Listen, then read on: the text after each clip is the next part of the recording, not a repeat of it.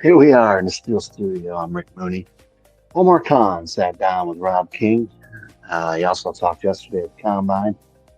Seems I heard some pretty good stuff. I'm actually happy to hear him say he's not satisfied with how things happen. It can't happen again.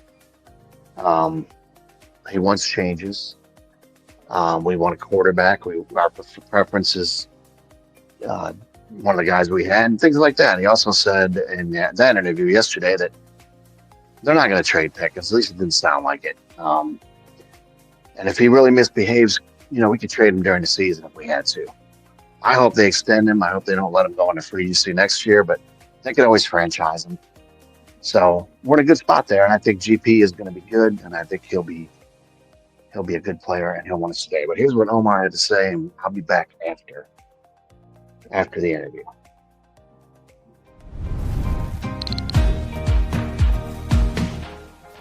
All right, Omar, thanks very much for being with us. Thanks for having me, Rob. First question for you. Team starts 10-3. Obviously, we saw what happened down the stretch. How do you kind of evaluate the season overall?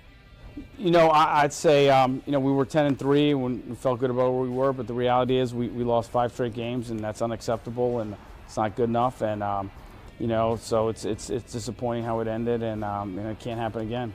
We have to be self-aware and review everything that we've done and how we do it, and we're in the process of doing that and make sure that doesn't happen again. I think the argument can be made and has been made that the quarterback position is the most important position in all of sports.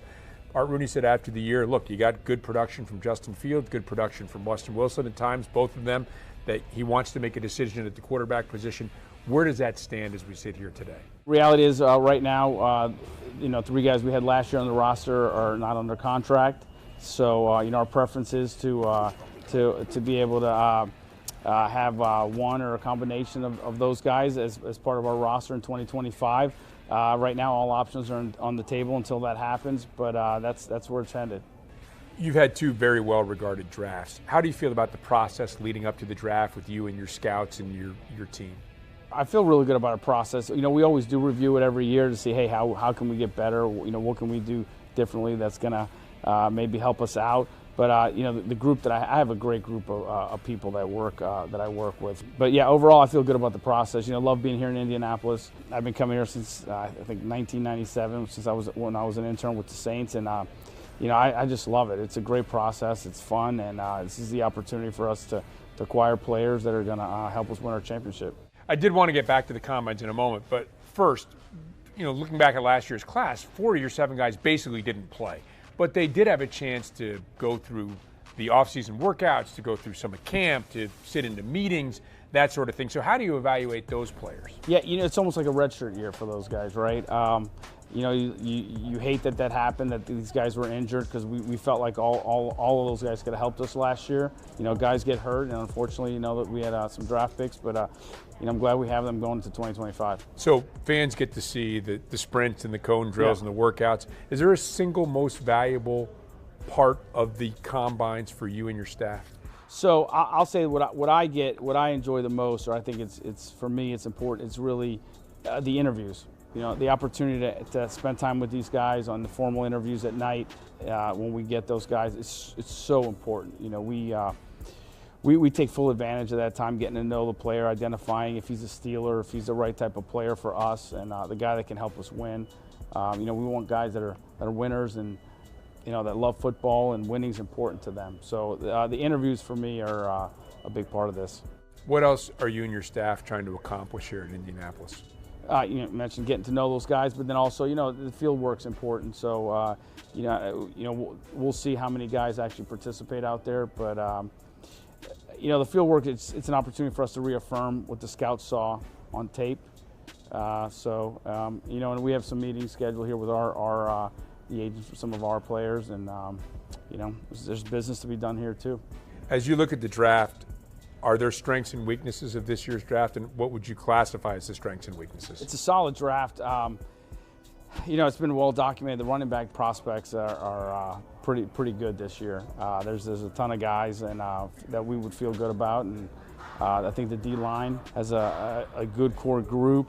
The edge rushers, there's a good group core of edge rushers out there. I think there's some playmakers out there, guys that could, you can get in the early round, not only in the early rounds, but in the later rounds. I'm really excited about it, and the process continues, and there's still a lot of time between now and April, so we'll see. You have quite a bit of cap space available, and you've been aggressive in free agency since you've been the general manager. You've gotten starters, and you've spent good money in free agency, and you've been aggressive.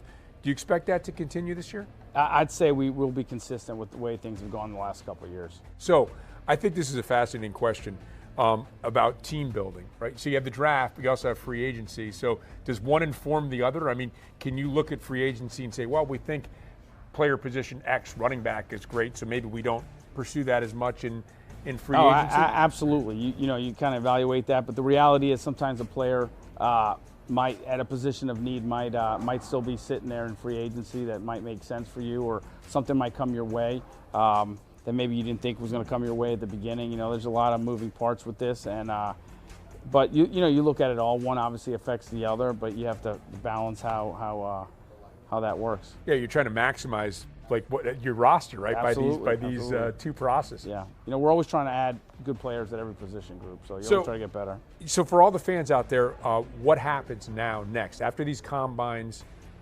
wrap up? What is sort of the next phase for you and your staff? Sure, we head back, to Pittsburgh after this weekend. We go back and kind of reassess some things that we saw here, and then the guys just really start hitting the pro days. That's the next phase of this. Coach and I will attend several pro days. We're trying to figure out where we need to go, what makes the most sense. But the scouts will all be out there. Some of the assistant coaches, we might be strategic as to where we send them. And then, the guys come back in April. We have our next phase of draft meetings, and then, the draft will be here before we know it. Yeah, can't wait. Omar, thanks very much for your time. Thanks, really Rob. appreciate Thanks for it. having me on. It was a pleasure. So there you have it. Omar Khan talking about what they're going to do. And I think they're going to make some nice moves. I expect free agent corner. I expect possibly a backup tackle, especially with Dan Moore having the two young guys, a veteran tackle. I expect D-line and free agency, a big-time wide receiver. Re-signed quarterback, preferably Justin Fields, in my opinion. And load up in a draft with D linemen and probably a running back. The way it sounds, they're going to draft one. And there's some good ones, man. And that's some playmakers, and we need playmakers. It's going to be exciting. And I'm glad to see they admit when they're wrong and they're willing to make changes to keep this team back to where they need to get the 7th Lombardi. I'm Rick Mooney, Steel Studio. Let's go Steelers.